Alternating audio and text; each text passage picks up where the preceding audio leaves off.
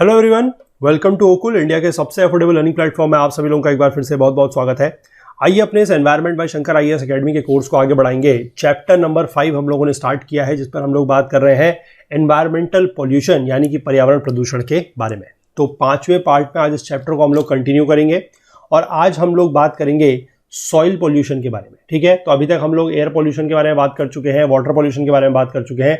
आज हम बात करेंगे सॉइल पॉल्यूशन को लेकर। तो आगे बढ़ने से पहले मैं आप सभी लोगों से एक बार फिर से रिक्वेस्ट करना चाहूंगा कि जो लोग इस कोर्स को, इस वीडियो सीरीज को फॉलो कर रहे हैं, जिनको ये पसंद आ रही है, वे ज़्यादा से ज़्यादा वीडियोस को लाइक करें, ज़्यादा से ज़्यादा शेयर करें अपने दोस्तों के साथ, कलीग्स के साथ, ताकि हमारे इन कोर्सेज का जो फायदा है वो ज़्यादा से ज़्यादा लोगों तक पहुंच सके। और बाकी जो लोग चैनल पर नए हैं उनसे भी मैं रिक्वेस्ट करूंगा कि अगर आप लोगों को कंटेंट पसंद आ रहा है, हेल्पफुल लग रहा है, तो आप लोग भी चैनल को जरूर सब्सक्राइब कर लें और बेल आइकन प्रेस करना ना भूलें, ताकि वीडियोस के नोटिफिकेशंस वगैरह आपसे मिस ना हो।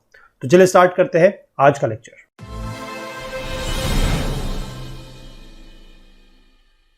देखिए, सॉइल पॉल्यूशन, ठीक है, सबसे पहले हमें समझना है कि सॉइल क्या है। सॉइल अगर हम जनरल टर्म्स में बात करें तो सॉइल कुछ नहीं है, सॉइल इज मिट्टी जो होती है, दैट इज सॉइल। ठीक है, देखिए, soil is a thin layer of organic and inorganic materials that covers the earth's rocky surface. ठीक है, जो अर्थ का रॉकी सरफेस यानी कि जहां पर रॉक्स वगैरह है उसके ऊपर एक इस तरीके की लेयर है। ठीक है, थिन लेयर है किसकी? ऑर्गेनिक और इनऑर्गेनिक मटेरियल्स की, जो रॉकी सरफेस को कवर करती है, वही क्या है? That is only soil. ठीक, soil pollution is defined as the addition of substances to the soil which adversely affect physical, chemical and biological properties of the soil and reduces its productivity। ठीक है, तो soil pollution का मतलब क्या है? soil pollution का मतलब है कि soil में कुछ ऐसे substances का ऐड होना जो उसके फिजिकल, केमिकल और बायोलॉजिकल प्रॉपर्टीज को क्या करे? एडवर्सली इफेक्ट करे, यानी कि बुरी तरीके से प्रभावित करे और उसकी जो प्रोडक्टिविटी है उसको क्या कर दे? कम कर दे। ठीक है, it is buildup of persistent toxic compounds, यानी कि जो ये पॉल्यूटेंट्स वगैरह है वो क्या होंगे? Persistent toxic compounds, chemicals, salts, radioactive materials और disease causing agents in soil which have adverse effects on plant growth, human and animal health. ठीक है, तो ये सारे के सारे इसके क्या हो गए? एक तरीके से कह सकते हैं कि टाइप्स ऑफ पॉल्यूटेंट्स। ठीक है, a soil pollutant is any factor which deteriorates the quality, texture and mineral content of the soil और which disturbs the biological balance of the organisms in the soil। ठीक है, तो हम किसी भी ऐसे फैक्टर को सॉइल पॉल्यूटेंट कह सकते हैं, क्लासिफाई कर सकते हैं, जो सॉइल की क्वालिटी को, टेक्सचर को और मिनरल कंटेंट को क्या कर रहा है? डिटेरियोरेट कर रहा है, मतलब नुकसान पहुंचा रहा है। और जो ऑर्गेनिजम्स होते हैं, जो सॉइल में जिस तरीके के ऑर्गेनिजम्स होते हैं, माइक्रो ऑर्गेनिजम्स, उनका जो बायोलॉजिकल बैलेंस होता है उसको जो डिस्टर्ब कर रहा है, उस तरीके के फैक्टर को हम क्या कहेंगे? Soil pollutant. ठीक है, चलिए कॉजेस देख लेते हैं इसके क्या क्या है। Indiscriminate use of fertilisers, pesticides, insecticides and herbicides. इनका अगर हम इनडिस्क्रिमिनेट यूज कर रहे हैं, ठीक है, मतलब गलत तरीके से यूज कर रहे हैं, बहुत ज्यादा यूज कर रहे हैं, इसकी वजह से सॉइल पॉल्यूशन हो सकता है। इसके बाद अगर हम बहुत बड़ी मात्रा में जो सॉलिड वेस्ट होता है उसको मिट्टी में डंप कर रहे हैं, इस वजह से डिफॉरेस्टेशन होने की वजह से, सॉइल इरोजन होने की वजह से, और पॉल्यूशन ड्यू टू अर्बनाइजेशन। ठीक है, अर्बनाइजेशन होने की वजह से, शहरीकरण होने की वजह से भी क्या हो रहा है? मिट्टी का प्रदूषण हो रहा है, या फिर हम कह सकते हैं सॉइल पॉल्यूशन हो रहा है। ठीक, इसके बाद सोर्सेज की बात कर लेते हैं, कहां से इस तरीके के पॉल्यूटेंट्स वगैरह आएंगे। सबसे पहला है इंडस्ट्रियल वेस्ट, यानी कि इंडस्ट्रीज से कैसे होगा? देखिए, इंडस्ट्रीज वेस्ट इंक्लूड केमिकल जैसे कि mercury, lead, copper, zinc, cadmium, cyanide, thiocyanate, chromate, acid, alkalies, organic substances etcetera. इस तरीके के जितने भी सारे के सारे केमिकल्स हैं वो कहां से आएंगे? इंडस्ट्रीज से। ठीक है, इसके बाद अगर हम बात करें पेस्टिसाइड्स की, तो पेस्टिसाइड्स में क्या क्या आ सकता है आपका? इंसेक्टिसाइड आ जाएगा, फंगीसाइड, एल्गीसाइड, रोडेंटिसाइड, वीडीसाइड, ये सारे के सारे स्प्रे किए जाते हैं। क्यों? To improve the productivity of the agriculture, forestry and horticulture. ठीक है, इस तरीके की प्रोडक्टिविटी को बढ़ाने के लिए यूज किया जाता है। इसीलिए ऐसा नहीं है कि हम पेस्टिसाइड्स को यूज ना करें, लेकिन इसका एक जुडिशियस यूज होना चाहिए। अगर हम इसका एक्सेस यूज करेंगे तो फिर वो पॉल्यूशन क्रिएट करेगा। ठीक है, इसी के बाद अगर हम बात करें फर्टिलाइजर्स एंड मेन्योर्स, यानी कि जो उर्वरक वगैरह है, खाद वगैरह है, उसके बारे में, chemical fertilisers are added to the soil for increasing the crop yield. ठीक है, क्रॉप यील्ड यानी कि जो फसल की पैदावार को बढ़ाने के लिए केमिकल फर्टिलाइजर्स का जो यूज है वो किया जाता है। इसके बाद अगर इसका एक्सेसिव यूज करते हैं तो उससे क्या होगा कि जो population of soil born organisms है, ठीक है, जो मिट्टी में छोटे माइक्रो ऑर्गेनिजम्स वगैरह होते हैं जो बेसिकली मिट्टी की फर्टिलिटी को बनाए रखने में हेल्प करते हैं, अगर हम ज्यादा केमिकल फर्टिलाइजर का यूज करेंगे तो फिर उनको कहीं ना कहीं क्या होगा? असर पड़ेगा और जो crumb structure of the soil होता है, क्रम्ब स्ट्रक्चर का मतलब होता है जहां पर बेसिकली सॉइल जो है उसके अंदर पूरी टाइटली क्लोज्ड पैक नहीं होती है, बीच में थोड़ा थोड़ा जगह होती है, थोड़े छोटे पार्टिकल्स बड़े पार्टिकल्स होते हैं, बीच में वॉइड्स होते हैं जिसके थ्रू पानी और क्या होता है जो एयर है वो मूव कर सकती है। ठीक है, अगर ये चीज ज्यादा हम करेंगे, केमिकल फर्टिलाइजर्स का यूज अगर हम ज्यादा करेंगे तो एक क्रम्ब स्ट्रक्चर जो है वो भी क्या हो जाएगा, रिड्यूस हो जाएगा, उसको भी नुकसान पहुंचेगा, प्रोडक्टिविटी ऑफ द सॉइल जो है वो भी कम हो जाएगी, और जो सॉइल कंटेंट, सॉल्ट कंटेंट, जो सॉल्ट कंटेंट है सॉइल का वो बढ़ जाएगा, क्योंकि जितने भी फर्टिलाइजर्स वगैरह होते हैं, chemical fertilisers, they are nothing but the salt. जैसे कि नाइट्रोजिनस सॉल्ट्स हो सकते हैं, फॉस्फेट सॉल्ट्स हो सकते हैं, पोटेशियम सॉल्ट्स हो सकते हैं। ठीक है, तो ये सारे के सारे क्या होगा उससे कि जो मिट्टी की सॉल्ट कंटेंट है वो बढ़ जाएगा। इसीलिए हम एक बात को ये समझ सकते हैं कि फर्टिलाइजर का यूज करना जो है वो एक शॉर्ट टर्म के लिए तो ठीक है, कि शॉर्ट टर्म में अगर हम उसको यूज कर रहे हैं तो उससे क्रॉप यील्ड वगैरह क्या हो सकती है, बढ़ सकती है, लेकिन बहुत लॉन्ग टर्म में हम इसको बराबर मात्रा में यूज नहीं कर सकते, क्योंकि ऐसा होने से ये मिट्टी को जो है परमानेंटली खराब कर सकता है, उसको परमानेंटली इनफर्टाइल बना सकता है, और फिर वो जो एक एग्रीकल्चरल लैंड था वो हो सकता है कि बैड लैंड में कन्वर्ट हो जाए। ठीक है, तो इसलिए थोड़ा सा इसका ध्यान रखेंगे कि फर्टिलाइजर वगैरह का जो यूज है उसको कम करना है। डिस्कार्डेड मटेरियल्स, अब देखिए कंक्रीट है, एसफाल्ट है, एसफाल्ट बेसिकली आपका एक तरीके का मटेरियल होता है, पेट्रोलियम प्रोडक्ट होता है। ठीक है, लेदर है, cans, plastics, glass, discarded food, paper and कैरिकस। कैरिकस का मतलब होता है डेड बॉडी ऑफ एनिमल्स। ठीक है, इस तरीके के सारे जो डिस्कार्डेड मटेरियल्स है, मतलब जिनको हम मिट्टी में फेंक देते हैं ऐसे ही। ठीक है, इसका रेडियो एक्टिव वेस्ट है, radioactive elements from mining and nuclear power plants find their way into water and then into the soil. तो मिट्टी में जाता है, पानी में जाता है, पानी से फिर मिट्टी में जाता है, इससे भी नुकसान है। इसके बाद कुछ और पॉल्यूटेंट्स जैसे कि many air pollutants, acid rain and water pollutants ultimately become part of the soil and the soil also receives some toxic chemicals during weathering of certain rocks. जब रॉक्स की विदरिंग होती है, यानी कि रॉक्स जब छोटे छोटे पार्ट में टूटते हैं, तो वहां से भी इसमें क्या होता है, कुछ और पॉल्यूटेंट्स आ जाते हैं। तो अब यहाँ से सारे के सारे जो सोर्सेज वगैरह है इनको आप समझ सकते हैं, बहुत आसान है समझने के लिए।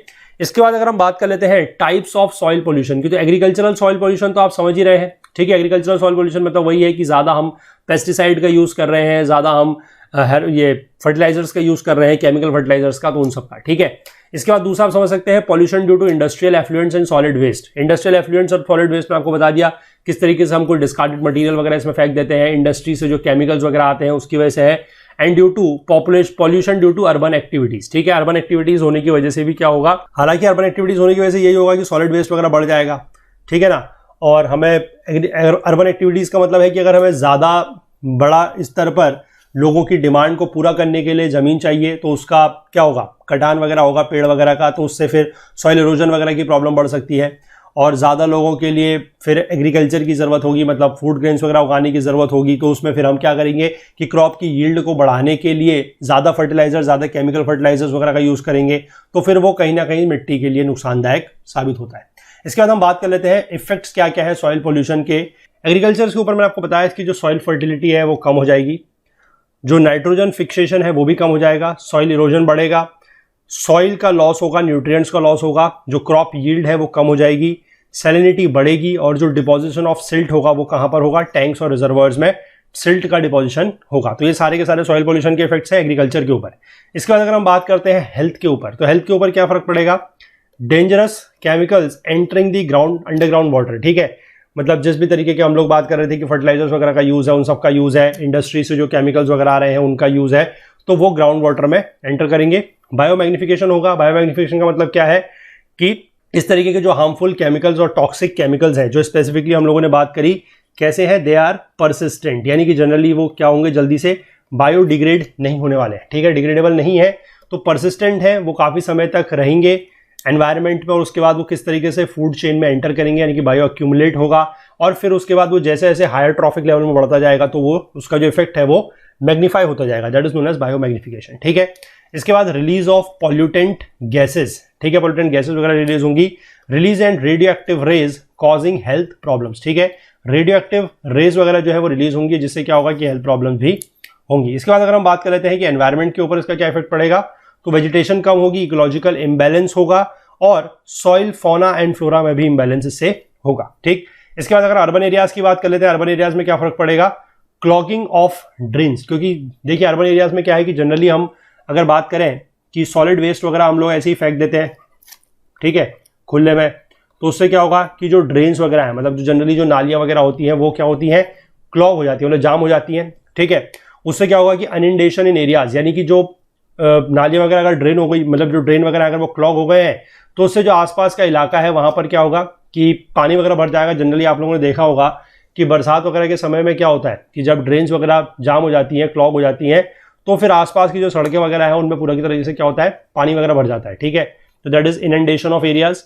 उससे क्या होगा, फिर वो जो सॉलिड वेस्ट वगैरह हमने फेंका है वो सड़ेगा, वो डीके करेगा, तो उससे फाउल स्मेल आएगी और गैसेस रिलीज होंगी और वेस्ट मैनेजमेंट की प्रॉब्लम्स भी इससे होगी, ठीक है। इसके बाद अगर हम कंट्रोल मेजर्स की बात कर लेते हैं कि reducing chemical fertiliser and pesticide use, ठीक है, कि केमिकल फर्टिलाइजर का यूज और पेस्टिसाइड का यूज हमने क्या करना है, कम करना है, ठीक। इसके बाद बायो पेस्टिसाइड्स का यूज करना है और बायो फर्टिलाइजर्स का भी यूज करना है। ऑर्गेनिक फार्मिंग हमने करनी है। एफॉरेस्ट्रेशन एंड रिफॉरेस्ट्रेशन, एफॉरेस्ट्रेशन का मतलब है कि जहां पर अभी तक फॉरेस्ट नहीं है वहां पर फॉरेस्ट लगाने हैं, मतलब वहां पर ट्रीज वगैरह प्लांट करने हैं। और रिफॉरेस्ट्रेशन का मतलब है कि दोबारा से पेड़ वगैरह लगाने हैं, ठीक है। मान लीजिए कभी पेड़ थे वो कट गए तो उसके बाद दोबारा से वहां पर पेड़ वगैरह लगाने हैं, दैट इज रिफॉरेस्ट्रेशन। इसके बाद सॉलिड वेस्ट जो है उसको ट्रीट करना है, ठीक है, सॉलिड वेस्ट जो है उसको ट्रीट करना है, उसको अनट्रीटेड नहीं फेंक देना है। इसके बाद reduction of waste from construction areas, construction areas से भी क्या है कि जो वेस्ट वगैरह निकल रहा है उसको भी रिड्यूस करना है, ठीक। 4 R's का यूज कर सकते हैं, that is refuse, reduce, reuse and recycle, ठीक है। ये क्या है देखिए, 4 R's सबसे पहला है रिफ्यूज। रिफ्यूज का मतलब है कि instead of buying new containers from the market, ठीक है, बाजार से नए कंटेनर लेने से बढ़िया है कि जो पुराने कंटेनर है उन्हीं का यूज किया जाए, उन्हीं कंटेनर्स का यूज किया जाए जो पहले से अवेलेबल है, ठीक है। Refuse to buy new items though you may think they are prettier than the ones you already have, ठीक है, कि आप नए आइटम्स को मत खरीदिए सिर्फ ये देख के कि वो जो आपके घर में है उससे, मतलब वो जो आपको मार्केट में मिल रहा है वो उससे ज्यादा अच्छा है जो आपके घर में है, ठीक है। तो इस चीज को देख के आप उसको मतलब मत खरीदिए, थोड़ा सा उसका जो यूज वगैरह है जो आपके पास ऑलरेडी अवेलेबल है, अगर उसका आप यूज कर पा रहे हैं जब तक भी, तब तक उसका रीयूज करें, ठीक है। इसके बाद reuse, do not throw away this soft drink cans और दी बॉटल्स, ठीक है, सॉफ्ट ड्रिंक के जो कैंस वगैरह होते हैं, बॉटल्स वगैरह होती हैं, उनको फेंके नहीं। Cover them with homemade paper और paint them and use them as pencil stands और स्मॉल वासेस, ठीक है, इसी तरह इसका यूज कर सकते हैं। इसके बाद रिसाइकिल, शॉपिंग बैग्स है मेड ऑफ क्लोथ और जूट, इनका यूज करेंगे, which can be use over and over again, ठीक है, जिनको बार बार यूज कर सकते हैं। इसके बाद segregate your waste to make sure that it is collected and taken for recycling, ठीक है। जनरली ये चीज होती भी है कि जो म्यूनसिपैलिटीज वगैरह की गाड़ियां वगैरह आती है उनमें ये चीज बोली जाती है कि आप लोग अपना जो कूड़ा वगैरह है उसको अलग करके रखें, मतलब जो रिसाइक्लेबल वेस्ट है, जो नॉन रिसाइक्लेबल वेस्ट है उसको अलग अलग रखें, सो दैट कि उसका कलेक्शन भी अलग अलग तरीके से हो सके और फिर उसकी रिसाइकलिंग भी उसी तरीके से एफिशिएंट तरीके से हो सके। इसके बाद अगर हम बात करते हैं रिड्यूस, तो रिड्यूस का मतलब है कि reduce the generation of unnecessary waste, जो अननेसेसरी वेस्ट है उसको क्या करना है, रिड्यूस करना है। And example, carry your own shopping bag when you go to the market, जब भी आप मार्केट में जाते हैं अपना खुद का शॉपिंग बैग लेके जाएं। जनरली वैसे अब तो खैर ये हो भी गया है क्योंकि जो पॉलीथीन वगैरह बैग्स होते थे, जो पॉली बैग्स वगैरह होते थे वो अब मतलब बंद हो चुके हैं, ठीक है ना। तो इसलिए आप सिंगल यूज प्लास्टिक की जो बात थी एक, वो काफी इंपॉर्टेंट थी यहाँ पर कि सिंगल यूज प्लास्टिक का यूज पूरी तरीके से बंद करना है, ठीक है। या तो ऐसे प्लास्टिक बैग्स होने चाहिए जिनको रिसाइक्लेबल हो, जो ठीक है, जिनको रिसाइकिल किया जा सके तो वो ठीक है, अदरवाइज पूरी तरीके से ये जो सिंगल यूज प्लास्टिक है इसको बंद करना है। और अगर जितना हो सकता है कि अगर आप कभी भी शॉपिंग वगैरह करने जा रहे हैं तो अपने साथ इस तरह का सामान का जो मतलब एक कपड़े का थैला वगैरह मिलता है उसको लेके जाएं और अपना जो सारा का सारा परचेज वगैरह है उसको डायरेक्टली उसी में डालें।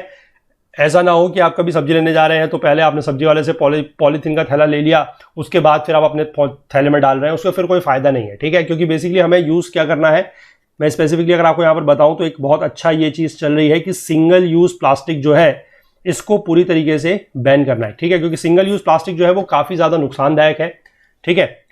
तो ये सारी की सारी बातें जो है they are related to your soil pollution. तो ठीक है, चलिए आज इसको, ये छोटा सा टॉपिक था, इस छोटे से टॉपिक को आज हम इतना ही रखते हैं।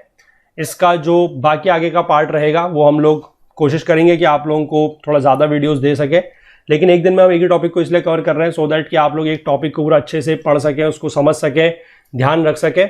इसके बाद का जो टॉपिक रहेगा that will be about the noise pollution, उसको हम लोग कल के लेक्चर से आगे कंटिन्यू करेंगे, ठीक है। चलिए, तो कंटेंट रिलेटेड अगर आपको कोई भी डाउट होता है तो आप हमारा टेलीग्राम का जो ग्रुप है that is Okul GS UPSC discussion forum, इसको ज्वाइन करके आप पूछ सकते हैं। इसका लिंक आपको नीचे डिस्क्रिप्शन बॉक्स में मिल जाएगा, या फिर आप इसको टेलीग्राम में सर्च करके भी ज्वाइन कर सकते हैं। इस पूरी की पूरी वीडियो सीरीज का जो फुल कोर्स है वो हमारी वेबसाइट पर अवेलेबल है। वहाँ पर आपको सारे के सारे वीडियोज़ मिल रहे हैं, प्लस चैप्टर वाइज नोट्स भी मिल रहे हैं, और चैप्टर वाइज क्विजेज भी आप लोगों के लिए वहाँ पर बहुत जल्द जो है वो अपडेट कर दिए जाएंगे। कोर्स परचेस करने संबंधी अगर आप कोई टेक्निकल क्वेरी फेस करते हैं तो आप हमसे व्हाट्सएप के थ्रू इस नंबर पर कॉन्टैक्ट कर सकते हैं, दैट इज 9498086380। बाकी अगर आप हमसे कोई भी और बात शेयर करना चाहें, कुछ भी पूछना चाहें या कुछ बताना चाहें, कोई भी आपको डाउट है आप क्लियर करना चाहें, तो आप हमसे हमारी ईमेल आईडी के थ्रू भी कॉन्टैक्ट कर सकते हैं, दैट इज support@okul.co। बाकी हमसे ज़्यादा जुड़ने के लिए आप हमें फेसबुक पे, इंस्टाग्राम पे, लिंक्डइन पे और ट्विटर पर भी फॉलो कर सकते हैं। Thanks for watching till the end.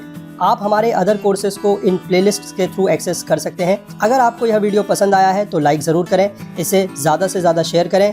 अगर आपने अभी तक हमारे इस YouTube चैनल को सब्सक्राइब नहीं किया है तो जल्दी से कर लीजिए, और बेल आइकन प्रेस करना बिल्कुल नहीं भूलिएगा, ताकि आपको हमारे सभी वीडियोज़ के नोटिफिकेशन सबसे पहले मिल सके। अपने कमेंट्स करके हमें ज़रूर बताइएगा कि आपको ये वीडियो कैसा लगा।